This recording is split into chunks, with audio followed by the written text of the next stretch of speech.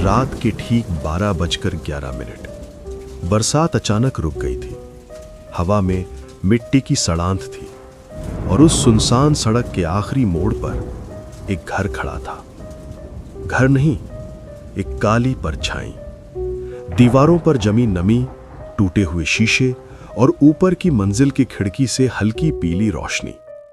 उस घर में कोई रहता नहीं था, कम से कम लोग यही कहते थे। आरव ने बाइक रोकी। उसके हाथ कांप रहे थे। जीपीएस की आवाज बंद हो चुकी थी। मोबाइल पर सिर्फ एक लाइन चमक रही थी, you have reached your destination.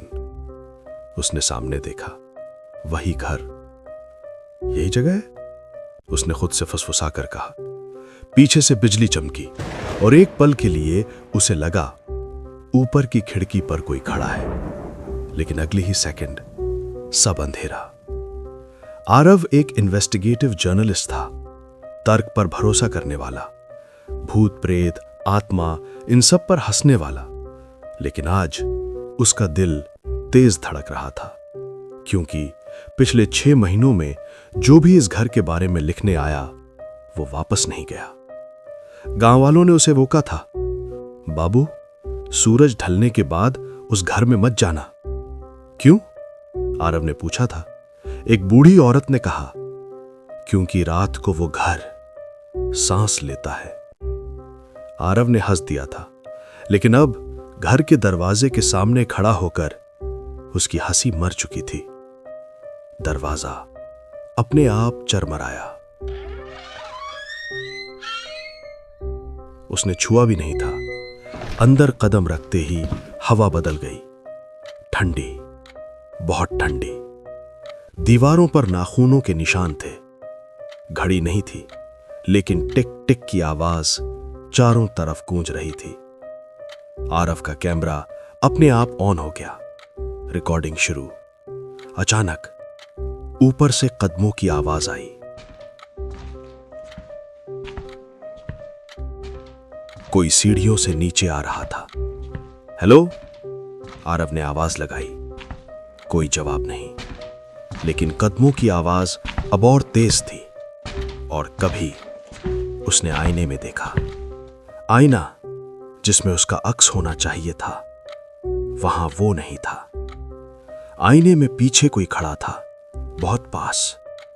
सांस उसकी गर्दन पर महसूस हुई, लेकिन जब उसने पलट कर देखा, कोई नहीं। यहां एक सवाल आपसे, अगर आप आरव की जगह होते तो क्या आप उसी पल उस घर से बाहर भागते या सच्चाई जानने के लिए अंदर और आगे जाते? कमेंट बॉक्स में अपना जवाब जरूर लिखिए। आरव का फोन कंपन करने लगा। एक अननोन नंबर। उसने कॉल उठाई। दूसरी तरफ बहुत धीमी आवाज थी, तुम आ गए। कौन बोल रहा है? आरव चिल्लाया। आवाज फिर आई, अब घर तुम्हें छोड़ने वाला नहीं है। Call cut. उसी पल मुख्य दरवाजा जोर से बंद हुआ। लाइट चली गई। अंधेरा, और अंधेरे में किसी के हंसने की आवाज। आरव पीछे हटा, लेकिन फर्श पर कुछ गीला था। उसने टॉर्च चलाई। वो खून था, ताजा, और खून के बीच एक नाम लिखा था, आरव। उसका नाम यहां कैसे? उसके कान के पास कोई फुसफुसाया, अब तुम्हारी बारी है।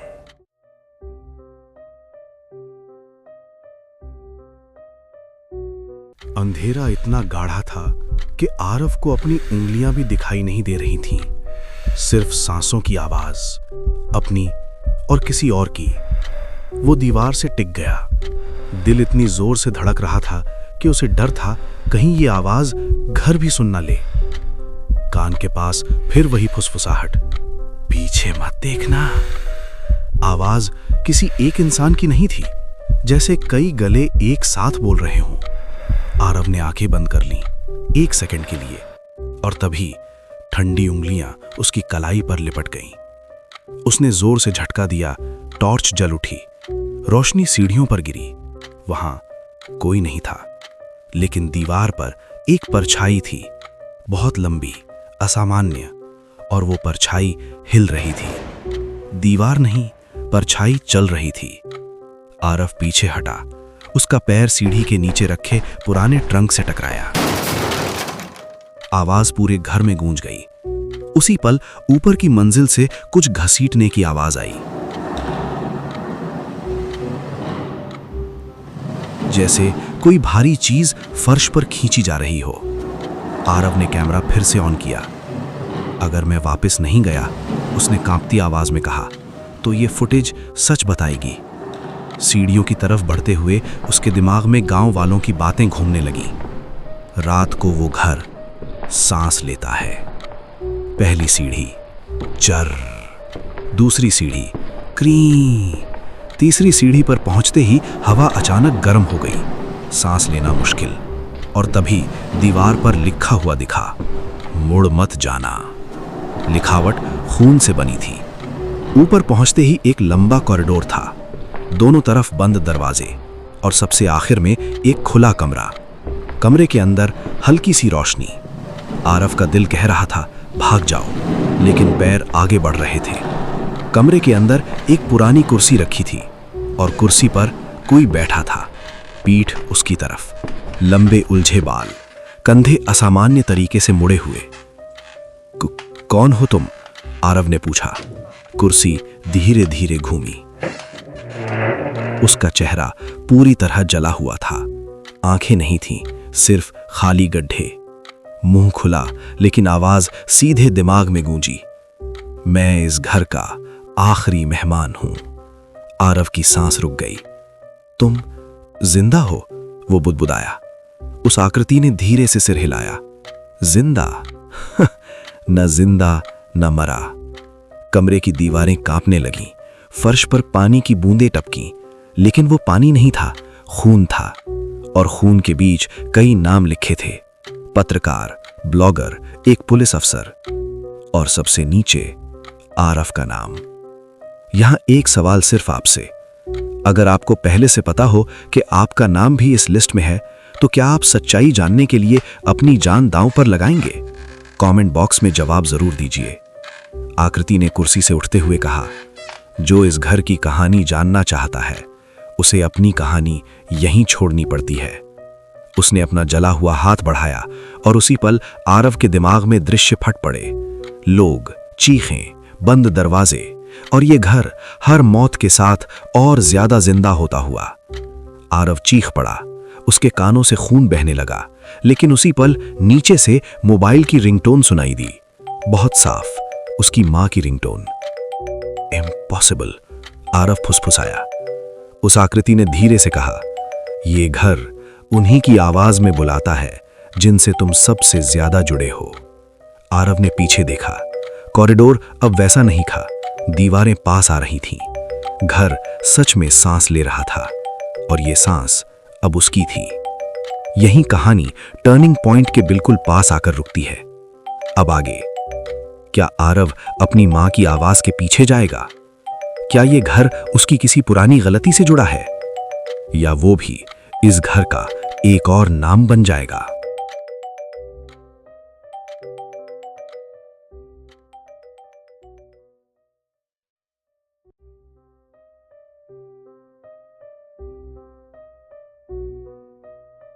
अब आरव की सांसें बेकाबू हो चुकी थीं। कॉरिडोर की दीवारें धीरे धीरे पास आ रही थीं, जैसे घर उसे निगल लेना चाहता हो। नीचे से अब भी वही आवाज आ रही थी, उसकी मां की।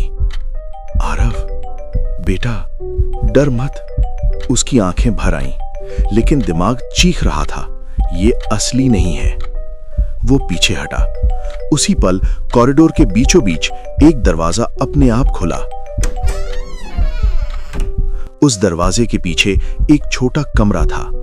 कमरे में एक पुरानी लालटेन जल रही थी, और लालटेन के पास कोई बैठा था, एक लड़की।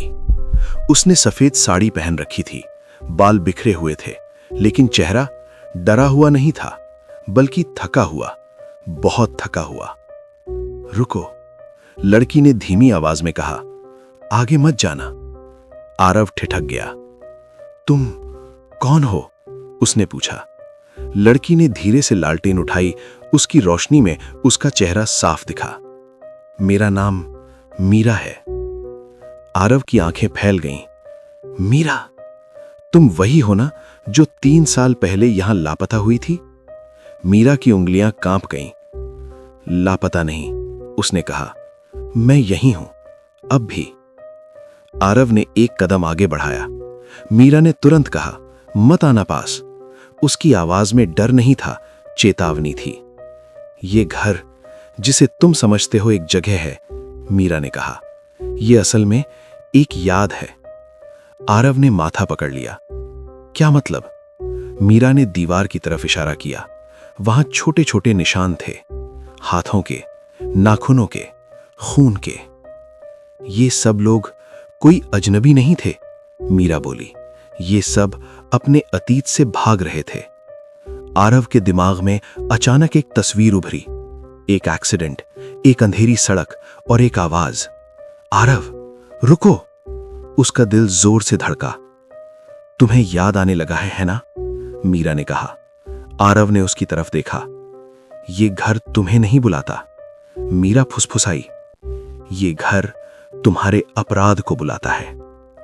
अचानक पूरा कमरा कांप उठा। लालटेन की लौ तेज हो गई और दीवारों पर परछाइयां हिलने लगीं, बहुत सारी। हर परछाई किसी इंसान की थी, लेकिन चेहरे सभी एक जैसे, आरव के। ये क्या है? वो चिल्लाया। मीरा की आंखों में आंसू भर आए। ये वही लोग हैं जो इस घर में आए, उसने कहा, और फिर इस घर का हिस्सा बन गए। नीचे से फिर वही आवाज गूंजी, आरव बेटा। इस बार आवाज पास थी, बहुत पास। मीरा ने आरव की कलाई पकड़ी। उसका हाथ अजीब तरह से ठंडा था। सुनो, उसने जल्दी जल्दी कहा, अगर तुम उस आवाज के पीछे गए तो तुम भी इस घर की सांस बन जाओगे। आरव ने देखा, दरवाजे के बाहर कॉरिडोर अब नहीं था। वहां एक लंबी सीढ़ी थी जो नीचे नहीं, अंधेरे में जाती थी, और सीढ़ियों के ऊपर खड़ी थी वही जली हुई आकृति। वो मुस्कुरा रही थी। मीरा ने आखिरी बार कहा, अब फैसला तुम्हारा है आरव। घर की दीवारें तेज तेज हिलने लगीं। सांसों की आवाज अब एक नहीं, सैकड़ों थी, और आरव 2 रास्तों के बीच खड़ा था।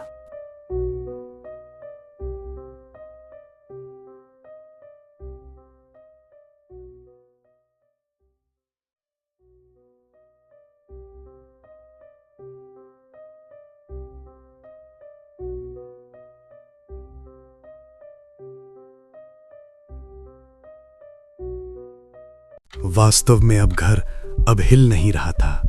घर अब धड़क रहा था, धप धप धप, जैसे किसी का दिल दीवारों के पीछे धड़क रहा हो। आरव की सांसें टूट चुकी थीं। उसके सामने 2 रास्ते थे। एक तरफ वही सीढ़ियां जो अंधेरे में उतरती थीं, और दूसरी तरफ मीरा। लेकिन मीरा अब वैसी नहीं लग रही थी। उसकी आंखों के नीचे काले साए गहरे हो चुके थे। उसकी परछाई उसके साथ हिल नहीं रही थी। मीरा, आरव ने कांपती आवाज में कहा, तुम असल में हो कौन? मीरा ने पहली बार सीधे उसकी आंखों में देखा, और उस पल आरव को समझ आ गया। मीरा डर नहीं थी, मीरा पछतावा थी। 3 साल पहले, मीरा बोली, तुम उस रात भाग गए थे। आरव के कानों में एक आवाज गूंजने लगी, ब्रेक की चीख, लोहा टकराने की आवाज, और फिर एक लड़की की चीख। उसके घुटने कांप गए। नहीं, वो बुदबुदाया, मैंने किसी को नहीं मारा। मीरा की आवाज अब भारी हो चुकी थी। तुमने गाड़ी नहीं रोकी आरव, तुमने पीछे मुड़कर नहीं देखा, और उसी सड़क पर मैं मर गई। घर ने एक लंबी सांस ली, और दीवारें अचानक पिघलने लगीं, खून की तरह। फर्श पर वही सड़क उभर आई, वही एक्सीडेंट, वही लड़की, वही चेहरा, मीरा का।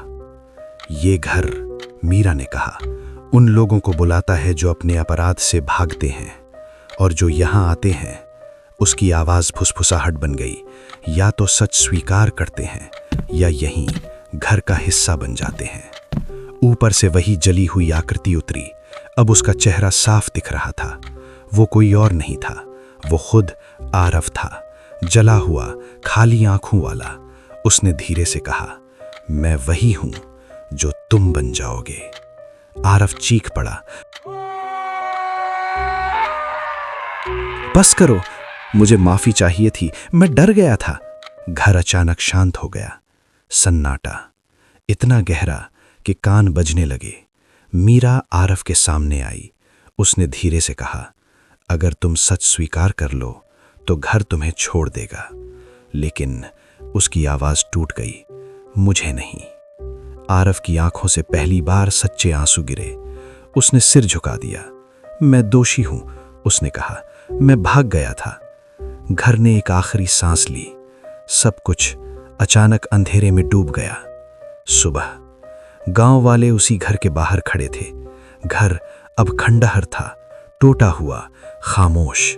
दरवाजे के बाहर आरव बेहोश पड़ा था, जिंदा। लेकिन जब वो उठा, उसके मोबाइल में एक नया वीडियो था, रिकॉर्डेड। स्क्रीन पर मीरा थी, मुस्कुराती हुई। उसने कहा, अब ये कहानी तुम्हारी जिम्मेदारी है।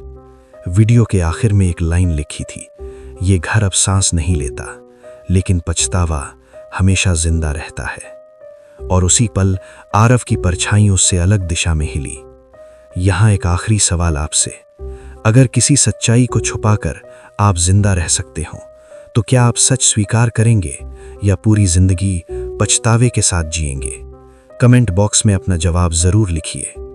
अगर आपको ऐसी डर और भावनाओं से भरी हॉरर कहानियां पसंद हैं, तो अभी आई बिलोंग्स टू यू 2.0 चैनल को सब्सक्राइब कर लीजिए और बेल आइकन जरूर दबाइए, ताकि अगली कहानी का नोटिफिकेशन आपको समय पर मिल सके, क्योंकि अगली कहानी इससे भी ज्यादा खौफनाक और दिमाग हिला देने वाली होने वाली है।